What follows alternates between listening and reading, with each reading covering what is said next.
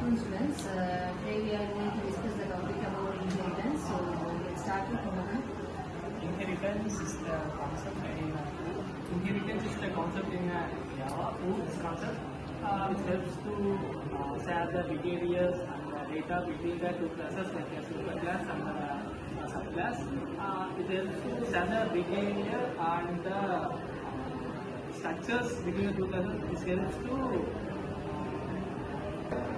features of inheritance, code reusability, modularity, overriding, polymorphism support, scalability, and type principles. In these places, we will use the inheritance concept. Types of inheritance. There are 5 major types of inheritance. The first one is single inheritance, where a parent class will have a single child class. It is also known as simple inheritance. So the second thing is multi-level inheritance, where a parent class will have a subclass, a child class, but that parent class will be a child class to another parent class. So the third thing is hierarchical inheritance, where a parent class will have more than one subclass, more than one child class.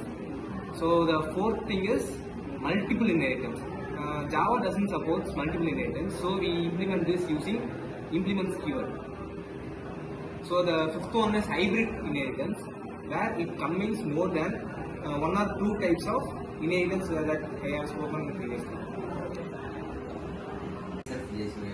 Start with a binary keyword. Binary keyword is a keyword which we use before the variable and objects and methods and class. Where we use in the before of a variable, it is a constant variable. Mostly used binary is making a constant or preventing the modification of any classes or methods and variable. In front of a variable, it is make that variable as a constant. In we use as the front of method, it is making or preventing the method from overriding. Overriding final keyword in front of object is preventing overriding, and in front of class is preventing inheritance. And next with binary keyword is block. It is after the try catch exception. When the code runs under the exception, it will be produce output or that logic have to run. We will use the binary keyword to produce at least one output after try and catch exception, I think. And finally, then next to finalize. Finalize is a garbage collector. It is used to after removal of object. It is remove the all resource or memory collections to clean up our code and make data leaks, preventing from the data leaks. It is that's why it is known as garbage collector. Thank you. About this keyword, like I said, which is also another keyword in Java. So in Java, this is a reference variable inside a class of the current object. So if you are having 5 objects of a single class, we can use this keyword to differentiate each instance variable of different objects of the same class.